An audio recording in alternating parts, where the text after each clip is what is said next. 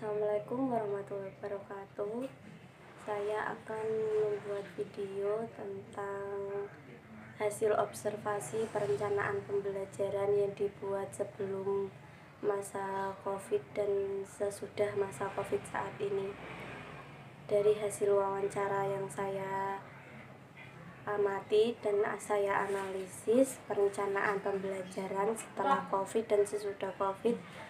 Sebelum COVID sendiri, guru telah menyediakan RPP, baik media pembelajaran, strategi, maupun model dan pendekatan dalam pembelajarannya.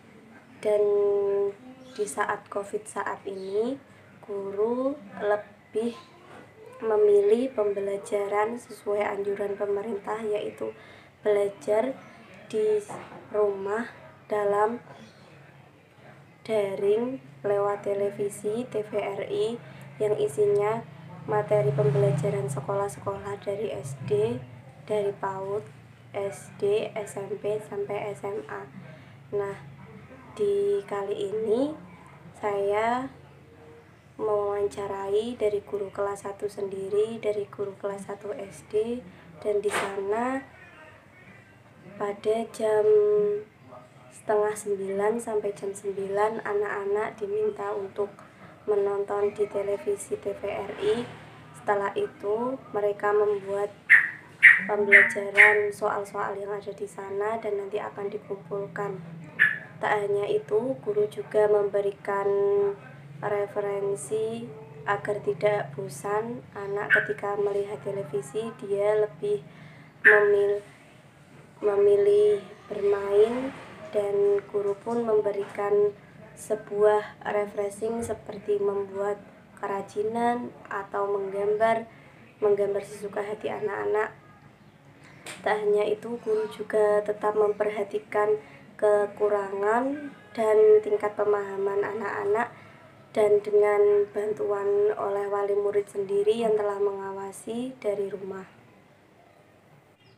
Dari program yang dibuat pemerintah sendiri TVRI sudah tepat sesuai dengan materi yang sudah ditetapkan sesuai KD oleh pemerintah pendidikan. Untuk itu, untuk kekurangannya sendiri mungkin dalam penjelasan dalam film atau penjelasan dalam TVRI tersebut mungkin sedikit cepat sekali, sehingga kemampuan siswa berbeda-beda, menangkapnya juga berbeda-beda. Mungkin banyak yang belum paham atau tidak memahami sama sekali materi yang telah disampaikan, dan mereka hanya membuat soal, dan itu pun dengan bantuan oleh orang tuanya. Karena itu mungkin yang membuat tidak efektif dari program tersebut. Untuk itu, sebagai calon guru, dari hasil wawancara yang saya buat, sebagai seorang guru kita harus menyediakan mental yang kuat. Dalam situasi dan kondisi apapun, kita tetap memberikan materi dan pendidikan yang harus kita ajarkan kepada anak didik. Untuk wawancaranya akan saya berikan di saat video wawancara saya dan guru kelas 1 tersebut. Assalamualaikum warahmatullahi wabarakatuh. Waalaikumsalam warahmatullahi wabarakatuh. Perkenalkan, Bu, saya Alma Tubakia dari Universitas PGRI yang mewawancarai Bu Yanti. Monggo silakan. Untuk instrumen yang pertama, sebelum terjadi COVID, pasti guru sudah merencanakan kegiatan pembelajaran seperti RPP dan medianya. Dan di situasi sekarang ini tidak memungkinkan untuk kegiatan belajar di sekolah. Lalu bagaimana cara menyikapi agar pembelajaran tetap efektif? Ya. Karena di sini dengan adanya COVID itu kan suatu kegiatan yang dadakan, kita kan tidak tahu. Nah, kita manut saja aturan dari pemerintah. Kan di sini anak dianjurkan untuk belajar di rumah, dan diharuskan juga mendengarkan program-program yang sudah disediakan dari pemerintah lewat TVRI.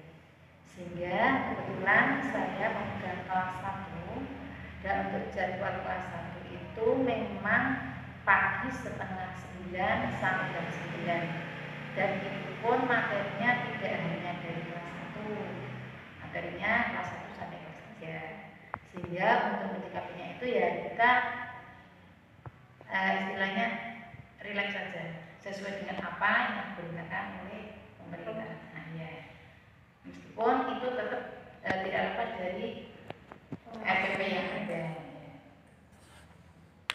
Lalu yang kedua, adakah teknologi pembelajaran, misal situs, form, aplikasi, atau game yang dapat Anda lakukan untuk mendukung anak belajar secara online?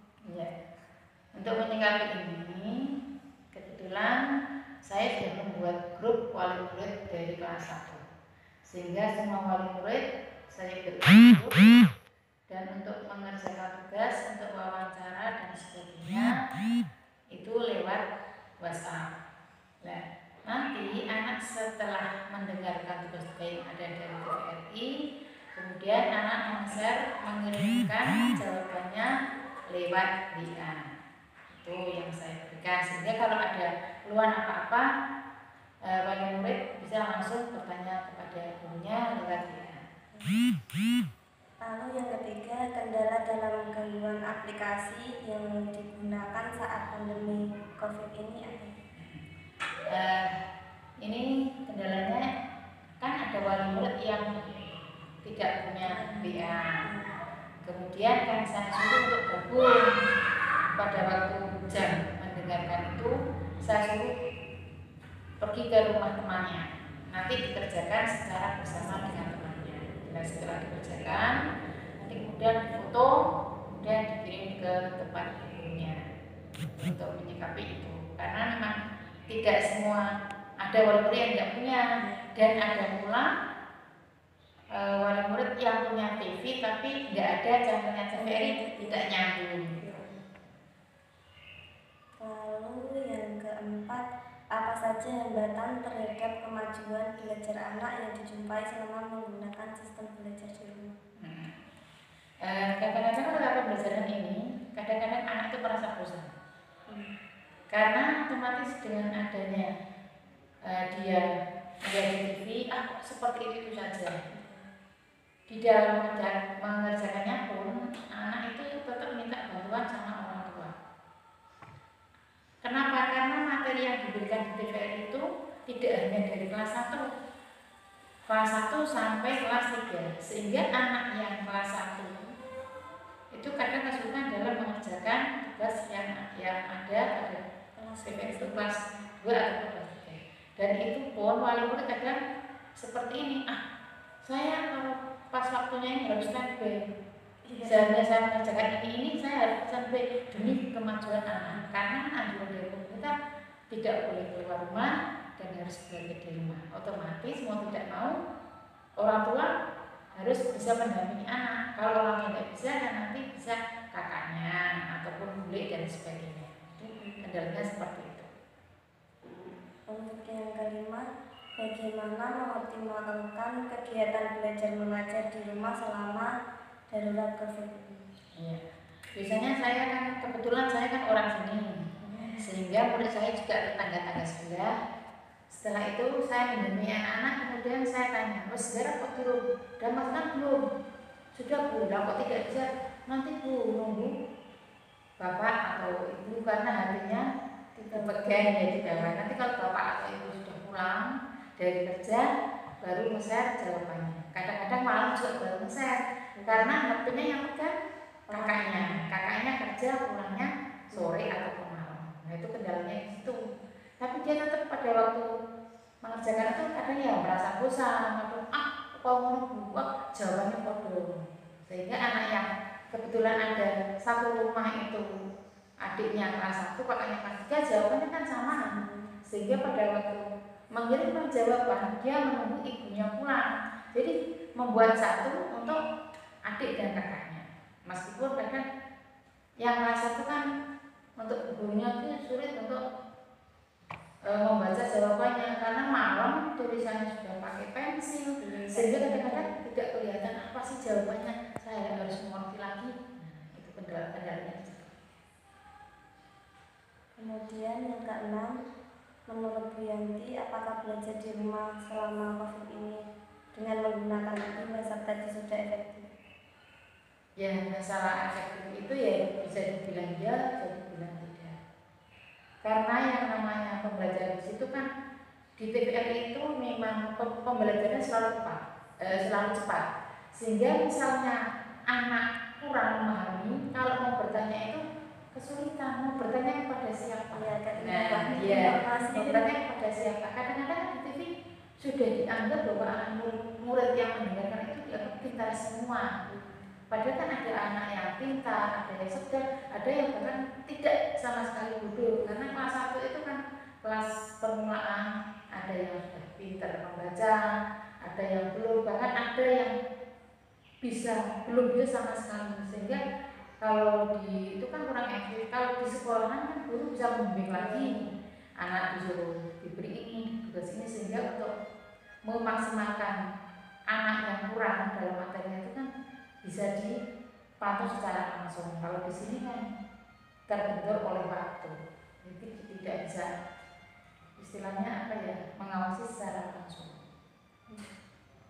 Yang ketujuh, apakah respon siswa saat mengalami kesulitan belajar secara online? Ya, kesulitannya tadi yang malas, kadang-kadang itu tidak bisa Bu, kadang masih ngantuk tuh dan sebagainya loh. Kamu kalau ngantuk, kalau kan nanti bisa belajar dengan temannya. Kadang-kadang anak yang merasa malas itu kadang-kadang kosong Bu, malas. Ada yang anak seperti itu. Bahkan datang ke rumah saya dengan orang tuanya itu anak terang, Bu, saya kalau pagi itu puasa, kalau mau nulis rasanya malas. Nulisnya nanti ya Bu, setelah saya buka. Jadi setelah dipo sahur tarawih itu dia baru mengerjakan. Ya dia mengerjakan, tapi setelah itu dia sudah bilang ke teman saya, Bu, saya nanti jawabnya malam ini. Dia tetap jawab, tapi malam. Nah itu kan aneh seperti itu. Terus kalau nomor 8 yang terakhir, dalam mengajar apakah guru fokus pada kekuatan dan kelemahan siswa? Yang ini, yang di sini apa yang di TVRI? Nah, di TVRI itu gimana ya? Guru itu kalau mau mengajarkan kadang materinya itu anak-anak itu kurang paham kan belum diterangkan. Misalnya pada kelas 1 kan menggunakan kurikulum 13, yang tema 7 dan tema 8 itu kan akan saya beri bukunya, saya beri buku paketnya, sehingga anak kadang-kadang saya beri tugas yang lain untuk menutup tugas-tugas yang kurang. Saya beri tambahan, baca halaman ini, pelajari halaman ini, kemudian nanti kerjakan halaman ini. Nah kalau sudah dikerjakan, dia menulis di buku, kemudian nanti baru difotokopi, di share, ataupun nanti difotokopi, ditumpuk langsung ke tempat saya. Itu ada ya, seperti itu.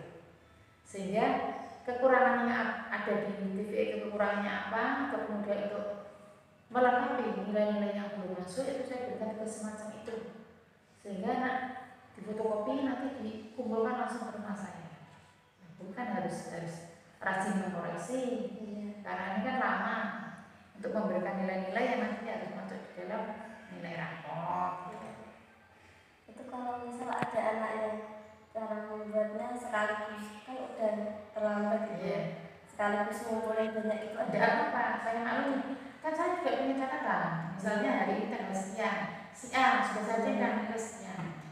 Terus baru 1 minggu istilahnya, 1 minggu saya tentang ini sudah selesai. Ini sekian.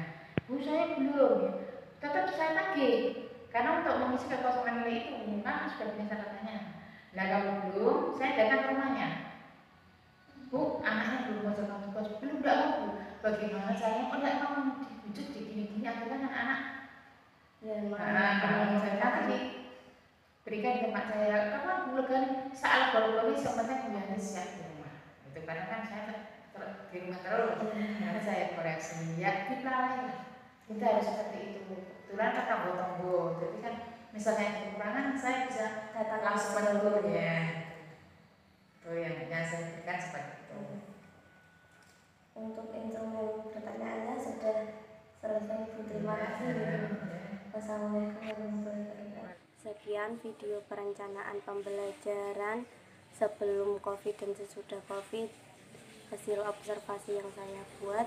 Apabila ada kekurangan dan kesalahan, mohon maaf. Wassalamualaikum warahmatullahi wabarakatuh.